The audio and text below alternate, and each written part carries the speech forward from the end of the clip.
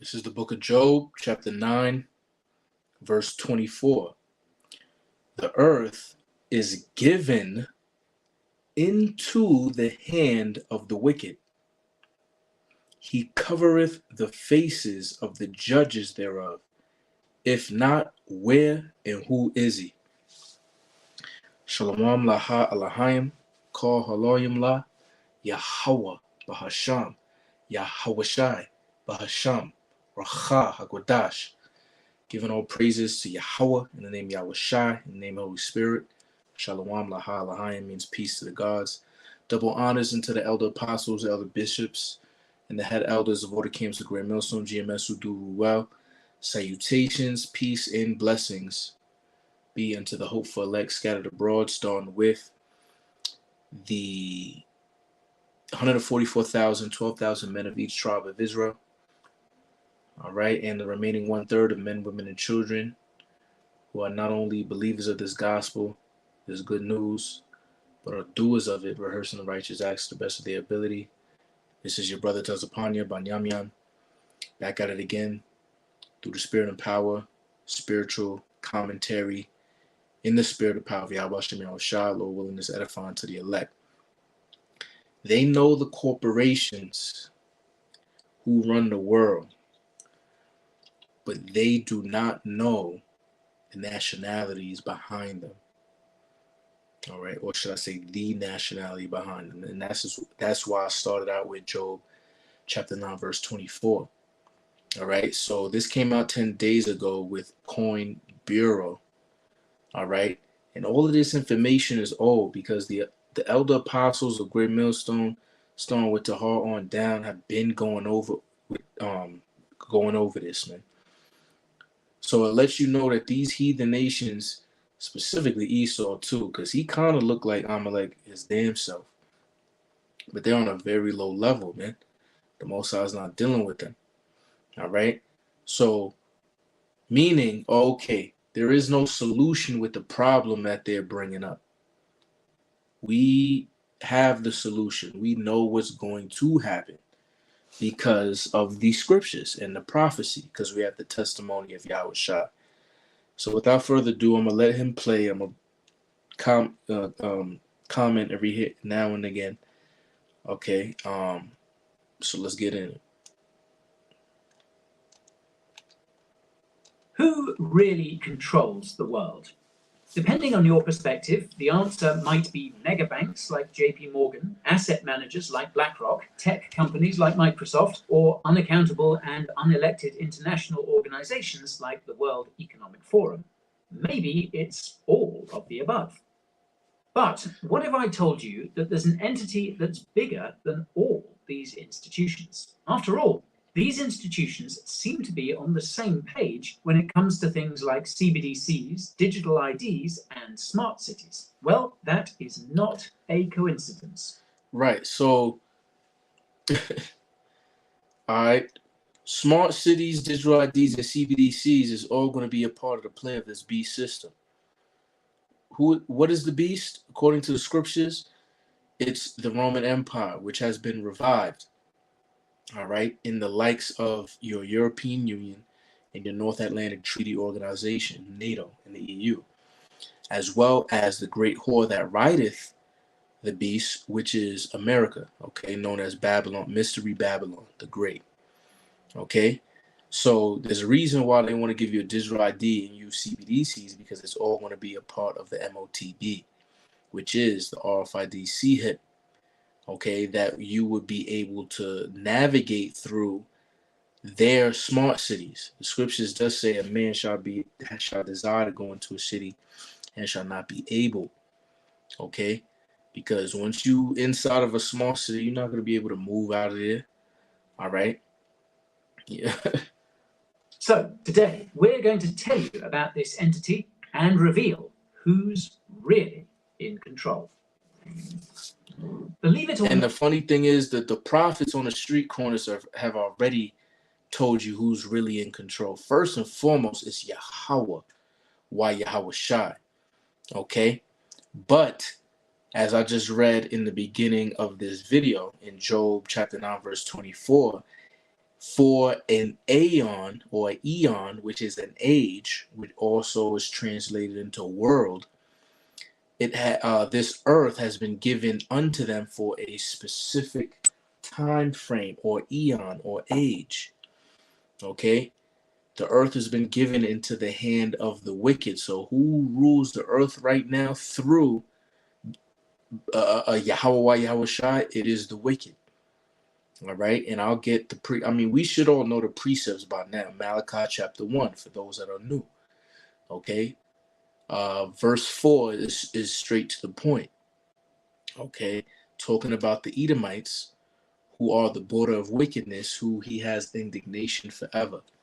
All right, so to answer his question without even going into it, all right, the Edomites are the ones who control the world.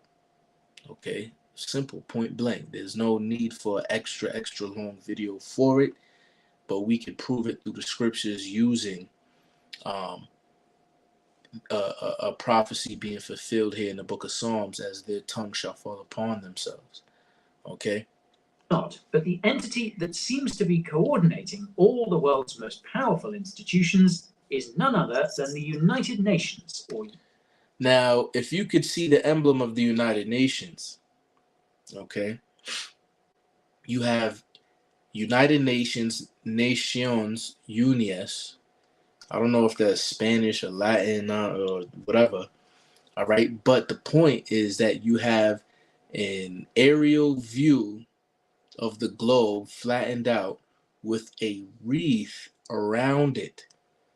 Okay. And that gives you the clue to who's running this thing. Okay. Because the wreath goes back to the Greco-Roman Empire or empires, all right, of those that have gotten the victory in your Olympics or Coliseum events and things of that nature.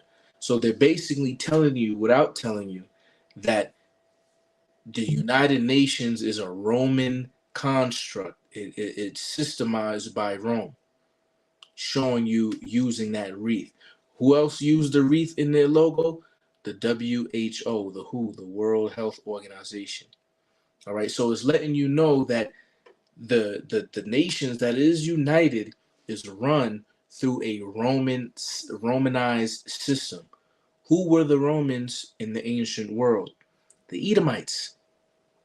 Okay.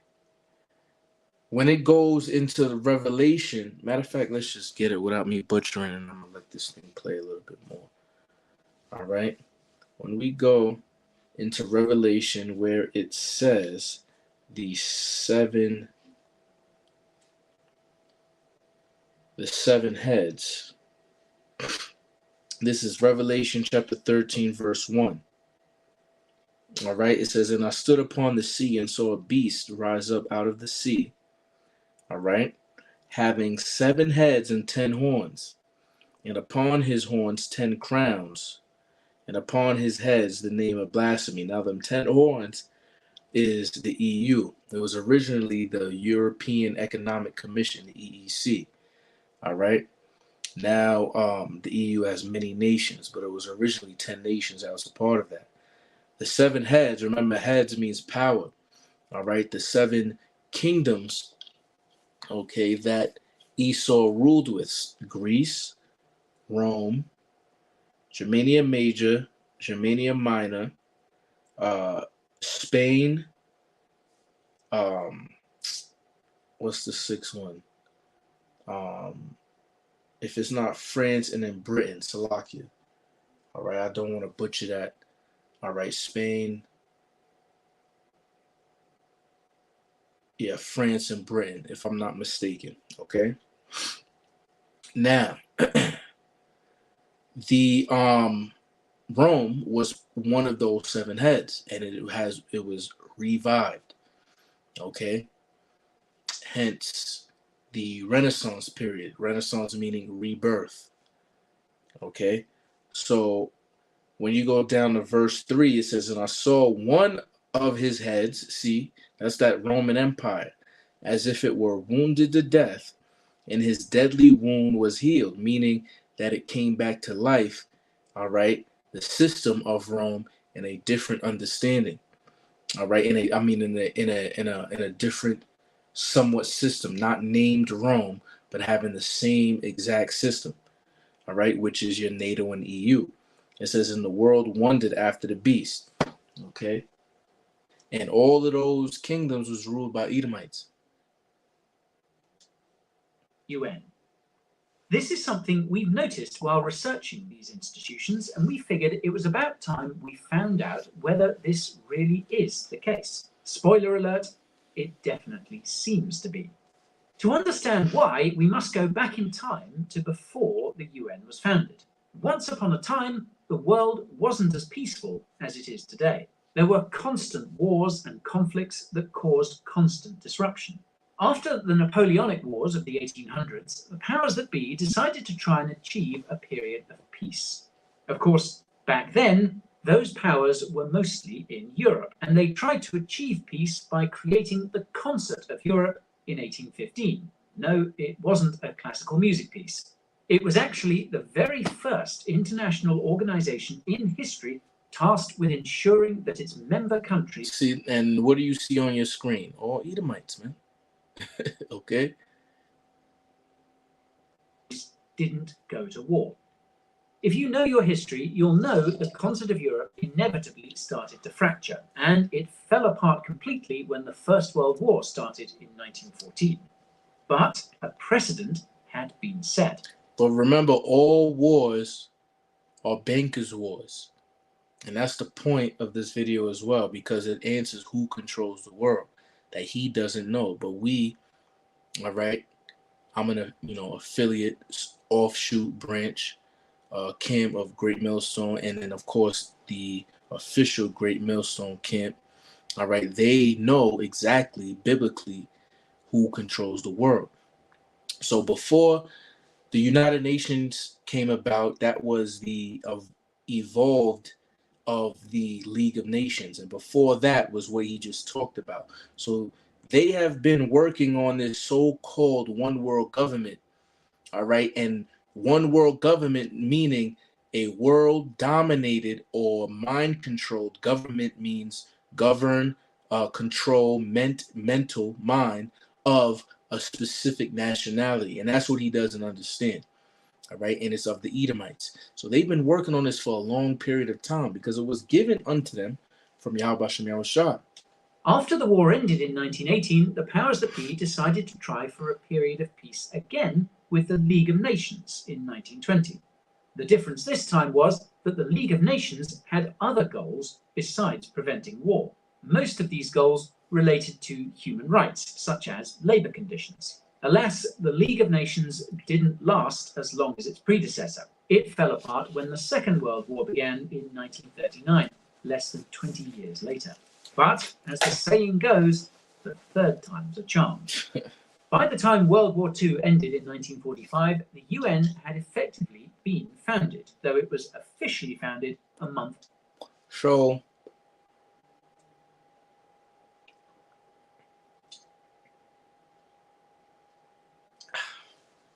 why choose the wreath? You see? Why choose a Roman icon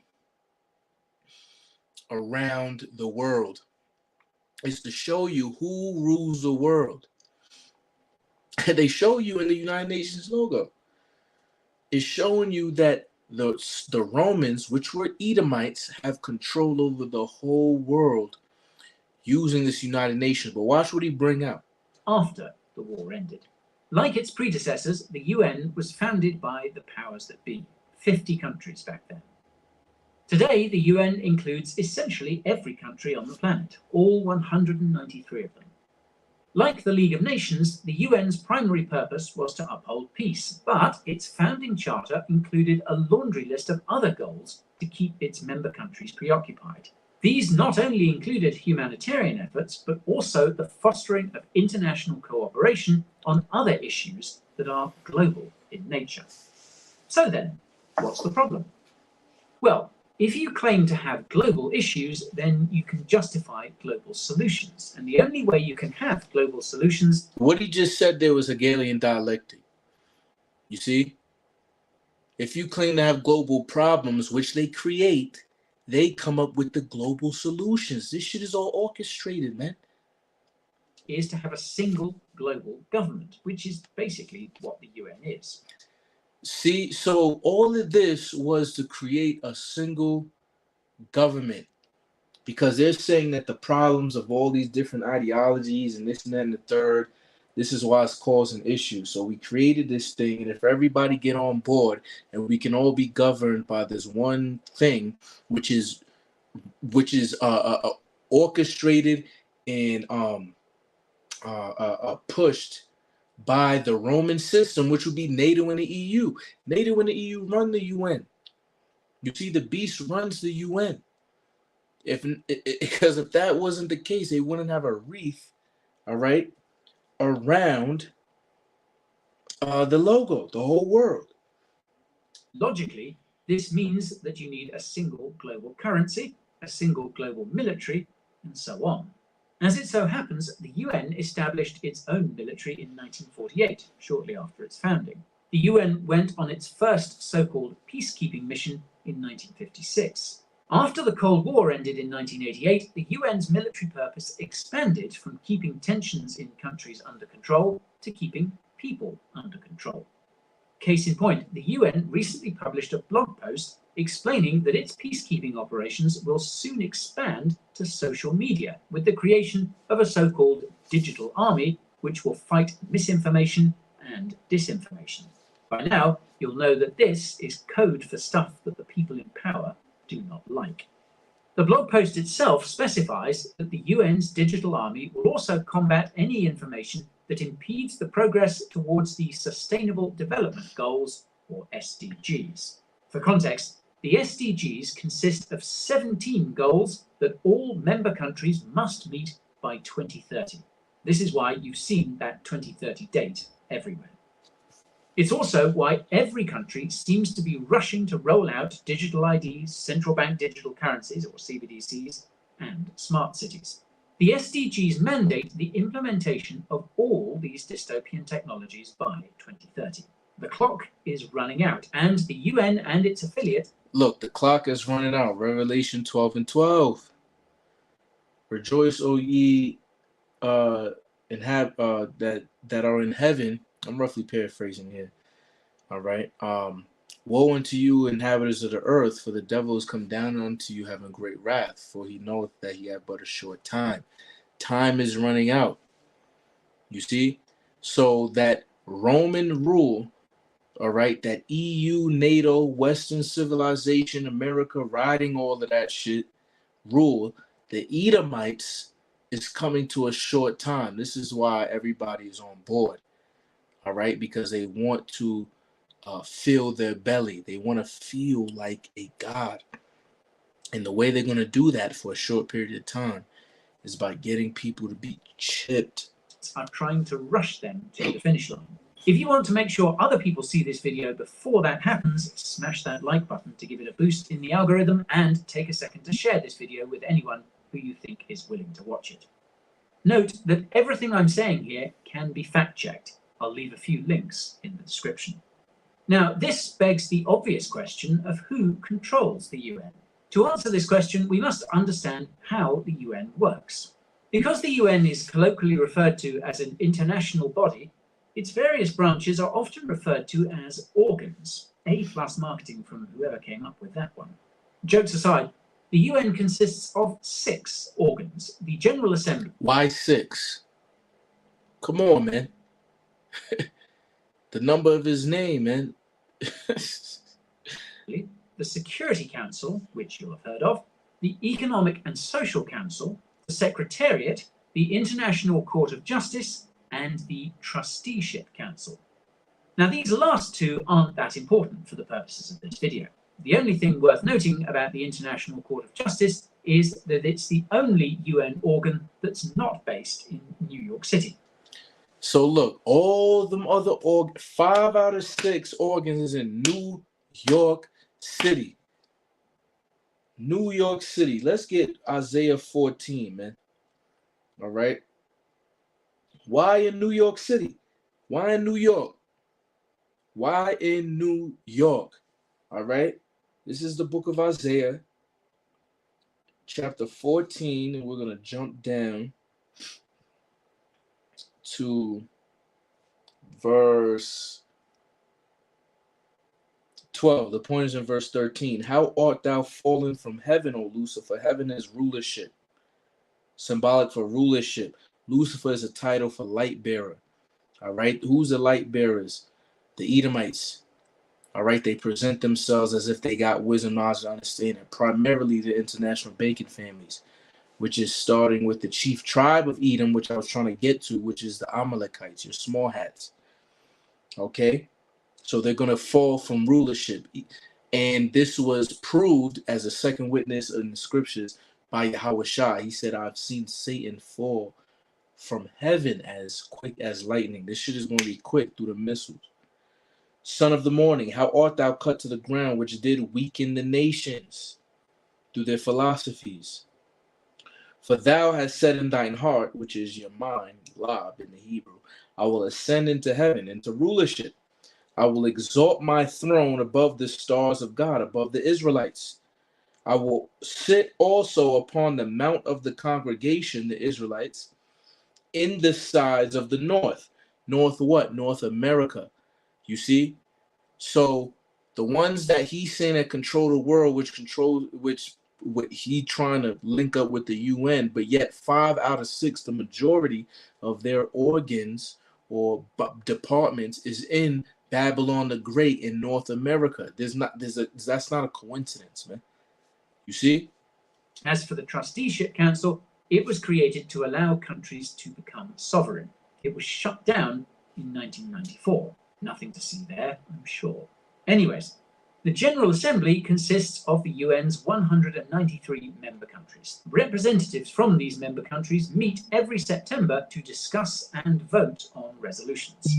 Important resolutions require 2/3 of votes in order to pass, whereas unimportant resolutions require a simple majority, more than 50%. Now, the Security Council consists of 15 countries, 5 of which hold a permanent place on the Council, and 10 of which rotate every 2 years. Those 5 countries are the winners of the Second World War: France, Russia, China, the United States, and the United Kingdom. Interesting history there, but no time to tell it. On that note, here's where things get really interesting. The 5 permanent members of the Security Council have the power to veto important UN resolutions. Now, this has been extremely controversial, primarily because it means that these 5 countries can reject any UN resolutions that affect them negatively.